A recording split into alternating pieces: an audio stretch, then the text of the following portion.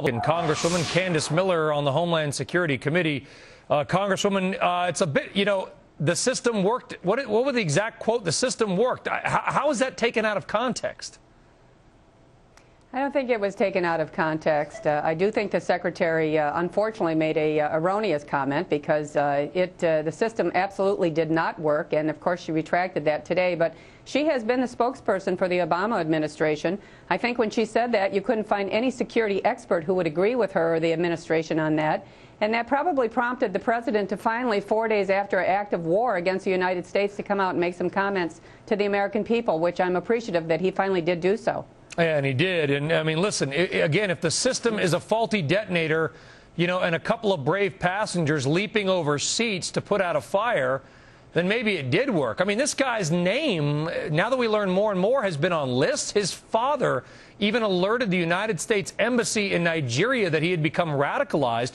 How does somebody like this get on a flight, a massive and crowded plane, to the United States? How does it happen?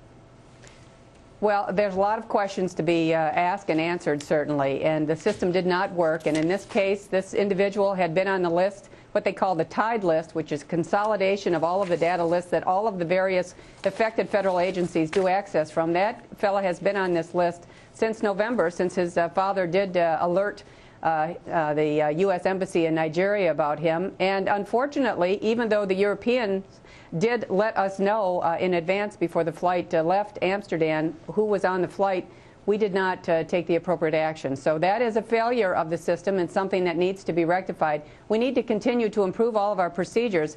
But let me just say, this, being from Detroit, watching what is happening with this cowardly terrorist, and treating him like a criminal. This was not a criminal act. This fellow should be treated as an enemy combatant. This was an act of war against the United States. He should have been turned over to the military immediately, and they should have used the harshest and most aggressive interrogation methods that this administration would condone. We are losing valuable time.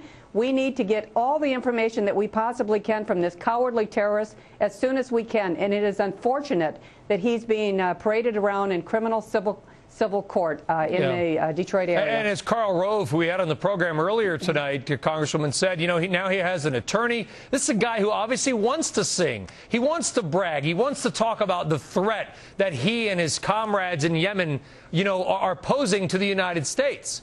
What are we doing? Do we not understand? We got lucky because of a bad detonator, and like you said, we're treating him like he's somebody who shoplifted. This wasn't some guy who knocked off a 7-Eleven store. This is an act of war, and if it had not been for the bravery of the passengers that were there and the error of this terrorist, we would have been talking about several hundred, perhaps several thousand dead non-combatants, innocents, that, as I say, this was an act of war. And what was our response? We took this cowardly terrorist to the University of Michigan Burn Center, which is one of the best burn centers in the entire country. Make sure he gets the best medical treatment possible. And, apparently his court-appointed taxpayer-financed attorney, excuse me, is saying now that he may have to get some skin grafts. You got to be kidding. He should have been turned over to the military. In fact, he should be at Guantanamo Bay, at Gitmo. As a member of the Homeland Security Committee, I traveled there with Ranking Member Peter King and other members of the committee somewhat recently. And I'll tell you, I think I'm sort of a tough customer. But when you are looking there at the worst of the worst, these detainees, you physically recoil. It is pure, unadulterated evil, and they should not be transferring them to the United States. We're talking about health care. The last 6 months nonstop got women and men who have lost their jobs that are going bankrupt because they can't get health care. And this guy's at the University of Michigan Burn Center, and they're talking about giving him skin grafts. I think your point is well taken. I can appreciate that the president is talking about health care. He's spent practically the entire year talking about health care. But I always remind myself as a member of Congress that the first and foremost responsibility of the federal government is to provide for the common defense.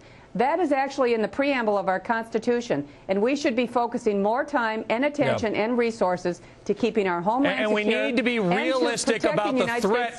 And I know profiling is a dangerous word, Congresswoman, but given the fact that most every terrorist or attempted terrorist act has been committed by generally a young man in his 20s, single, You think we need to get a little bit tougher with that and stop dancing around? You know, we have to look at the world through realistic eyes. And I will tell you, the terrorists see the battlefield asymmetrically.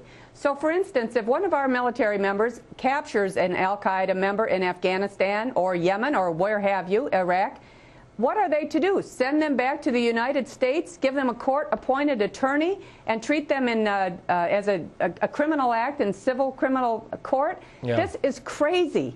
This is an act of terror, an act of war against the United States. Again, I'm supportive that the president has finally come out and spoken against this. If nothing else, I hope it changes the president's mind and that he keeps Gitmo open. Congresswoman Candice Miller, Michigan Congresswoman, thank you very much. Happy New Year. Well, if you're waiting for post-holiday